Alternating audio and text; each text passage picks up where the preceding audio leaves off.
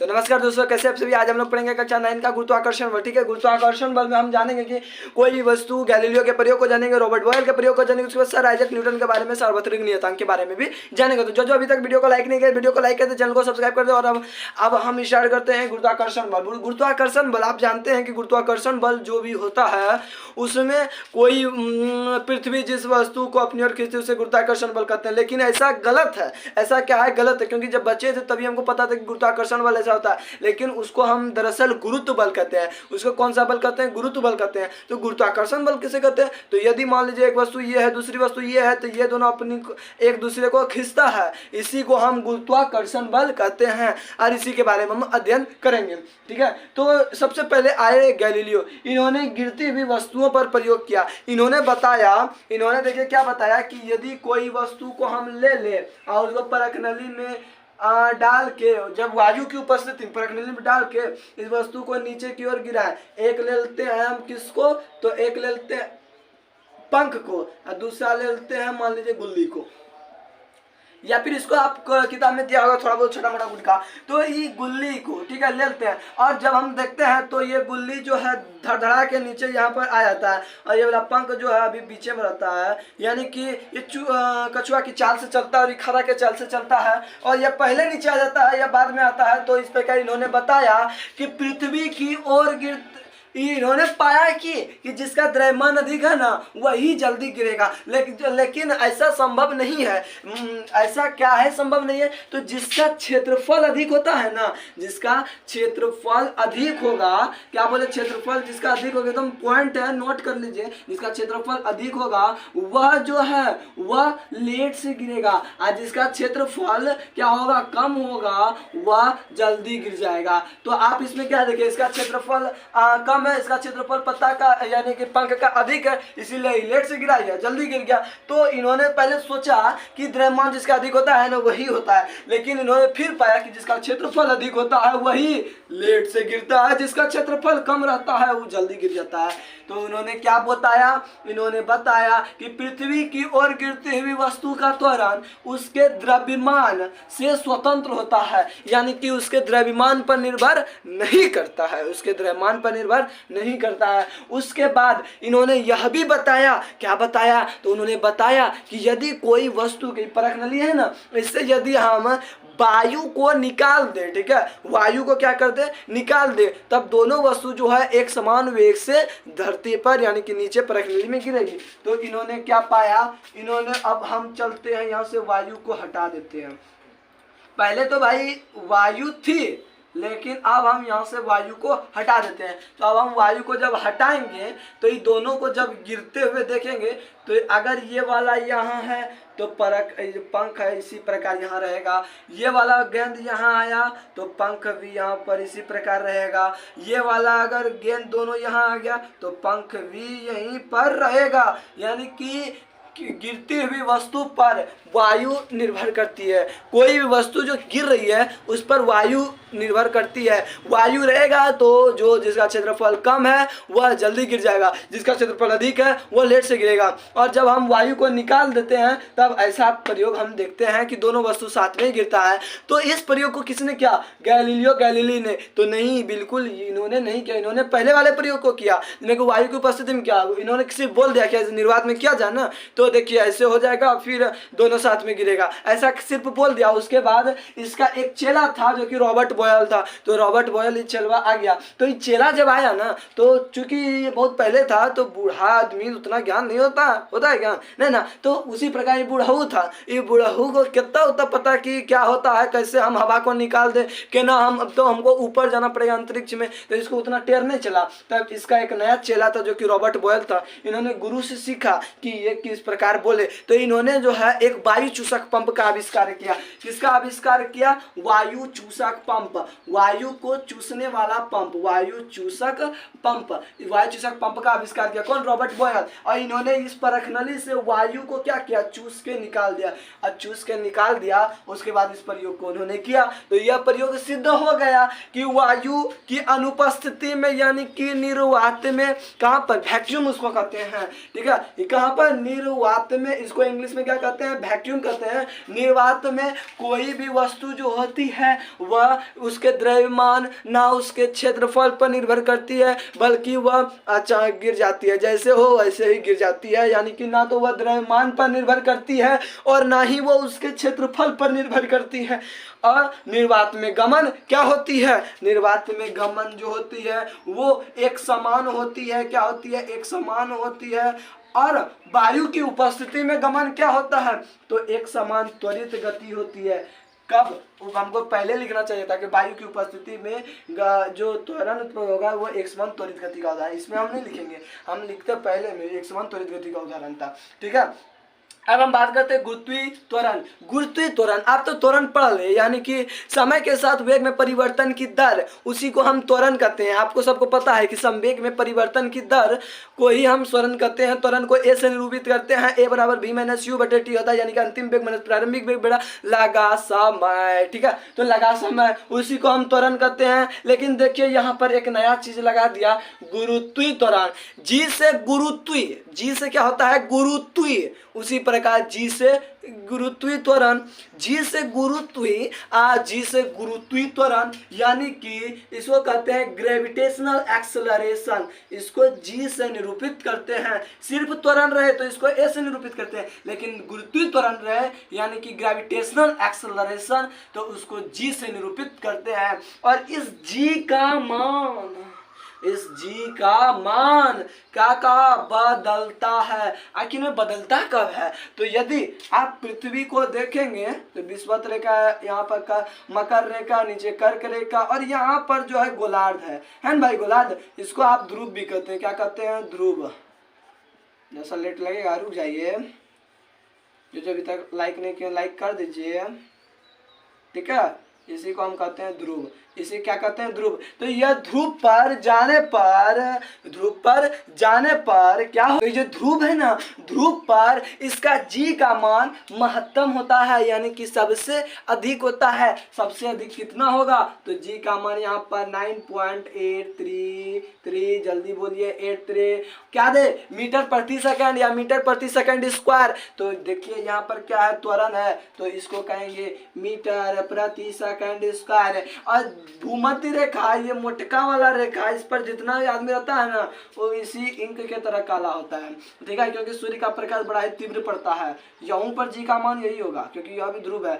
यहाँ पर जो जी का मान होता है 9.78 मीटर प्रति सेकंड स्क्वायर होता है। 9.78 मीटर प्रति सेकंड स्क्वायर। लेकिन यदि हम सवाल उवाल बनाएंगे तो 9.8 कितना लंबा गुना हो जाएगा। तो इससे बचने के लिए हम 10 मीटर प्रति सेकंड स्क्वायर मान लेते हैं। लेकिन यदि बाउंडेशन हो सवाल में तो हमको 9.8 दिया, जो दिया रहता है 9.8। ऐसे तो जी का मान 9.8 मीटर प्रति सेकंड स्क्वायर। यदि कोई पूछे कि जी का मान कितना होता है तो 9.8 मीटर प्रति सेकंड स्क्वायर ही बताना है। ध्रुव पर जी का मान कितना होता है, 9.83 मीटर प्रति सेकंड स्क्वायर। विषुवत रेखा पर मान कितना होता है, 9.78 मीटर प्रति सेकंड स्क्वायर। ठीक है, कोई दिक्कत नहीं। तो इसी को हम कहते हैं गुरुत्वीय त्वरण।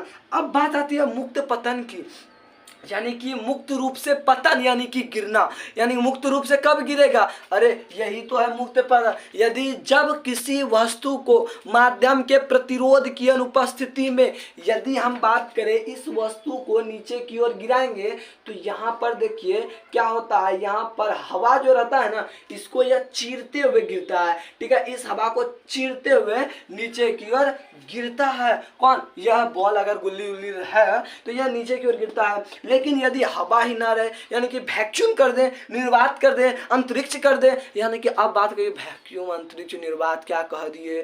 तो वैक्यूम निर्वात अंतरिक्ष का मतलब हुआ कि वैसा स्थान जहाँ पर कुछ ना हो, यानी कि काला अंधेरा डग डग काला हो, वहाँ पर कुछ नहीं होता है, वहाँ पर हवा की मात्रा होती ही नहीं है। वहाँ पर वस्तु को रखा जाए तो दोनों टुकुर टुकुर करके, वहाँ पर यदि आपको ऐसे ढकेल दिया जाए तो आप ऐसे ऐसे नाचने लगेगा, इधर से ढकेल दिया तो ऐसे ऐसे नाचने लगेगा। ठीक है, कब, वैक्यूम में जब निर्वात हो। तो उसी प्रकार मुक्त पतन क्या है, तो जब किसी वस्तु को माध्यम के प्रतिरोध की अनुपस्थिति में लिख देते हैं,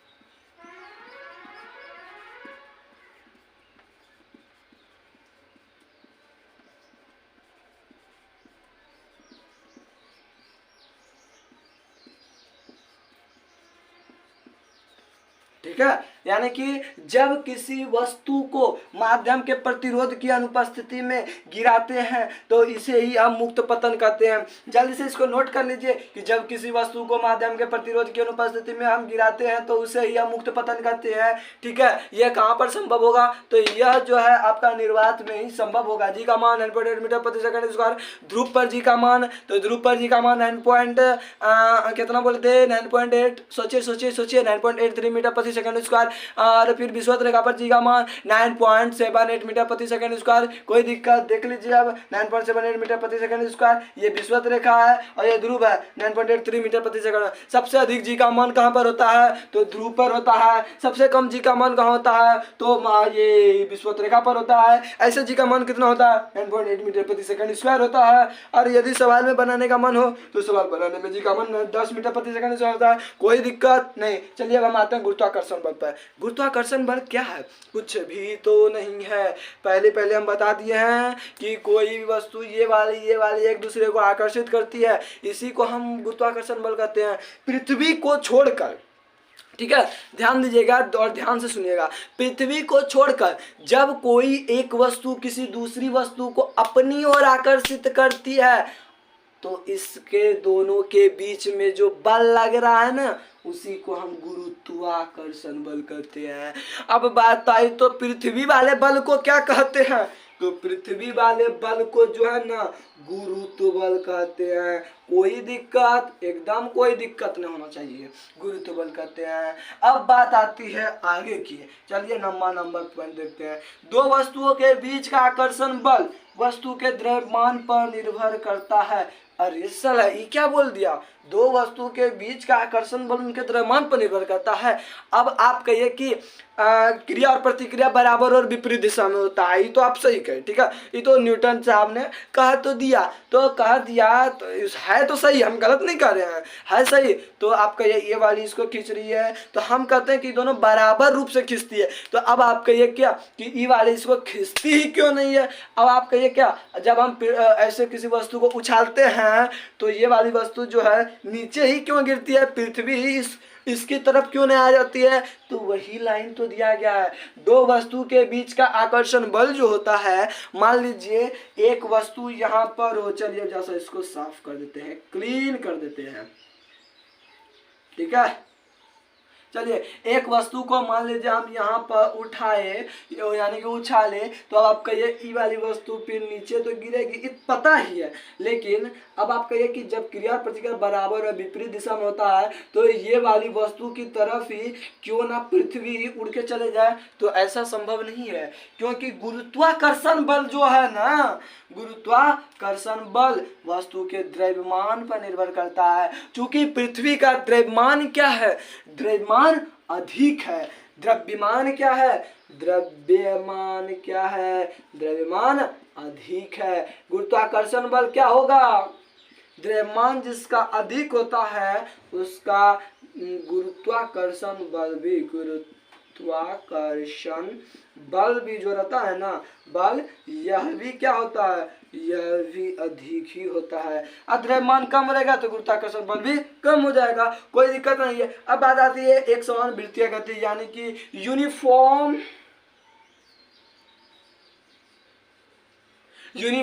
सर्कुलर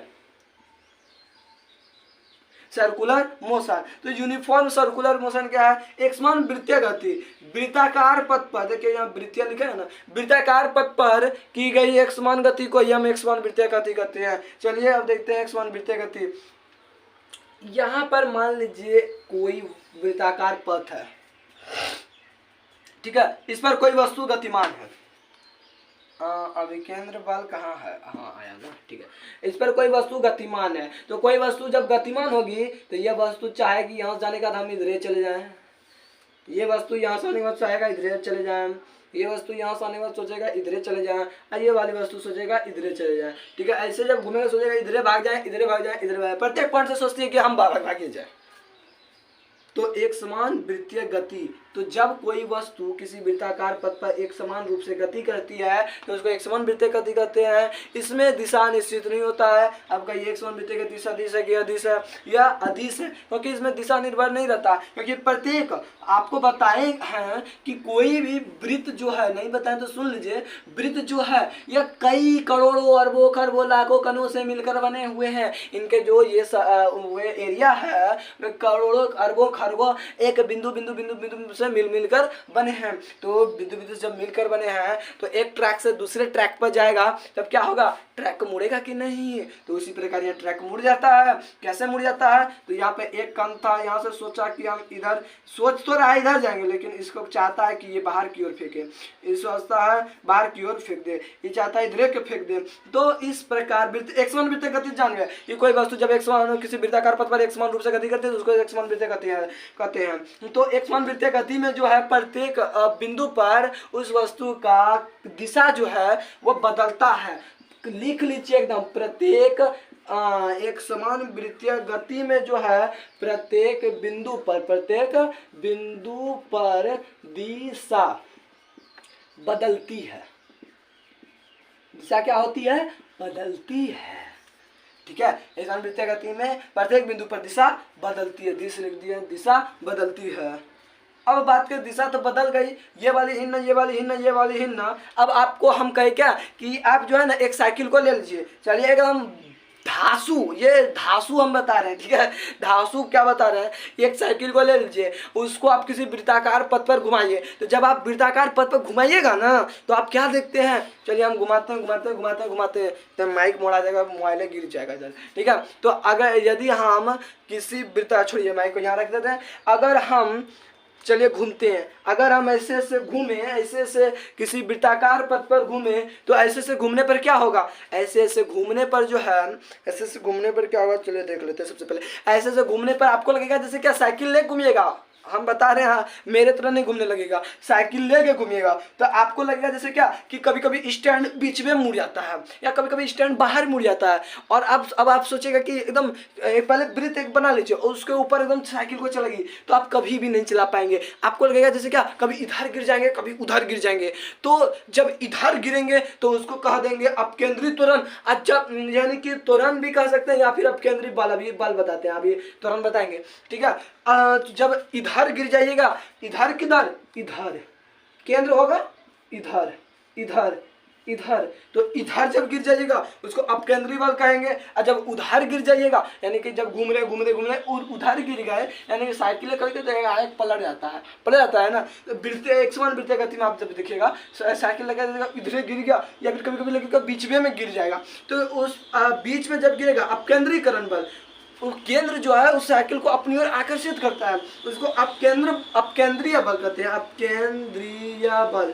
ठीक है, अपकेंद्रीय बल कहते हैं या अपकेंद्रीकरण बल, अपकेंद्रीकरण नहीं कहते, अपकेंद्रीकरण वो प्रक्रिया है दूसरा। ठीक है, अपकेंद्रीय बल कहते हैं। अब अभिकेंद्रीय बल कहते हैं इसको, अभिकेंद्रीय बल। जब केंद्र की ओर आता है तो उसको अभिकेंद्रीय बल। अब जब केंद्र के बाहर भागता है तो इसको अपकेंद्रीयकरण कहते हैं, अपकेंद्रीय बल कहते हैं। कोई दिक्कत नहीं होना चाहिए, कोई दिक्कत, हल्का सा भी दिक्कत नहीं होना चाहिए। अभिकेंद्रीय बल और अपकेंद्रीय बल, कोई दिक्कत, एकदम कोई दिक्कत नहीं। चलिए अब हम आते हैं सर आइजैक न्यूटन चाचा पर।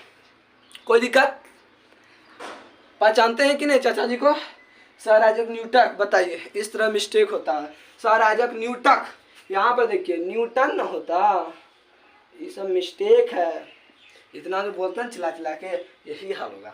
न्यूटन, सर आइजैक न्यूटन, इसको पहचानते हैं आप।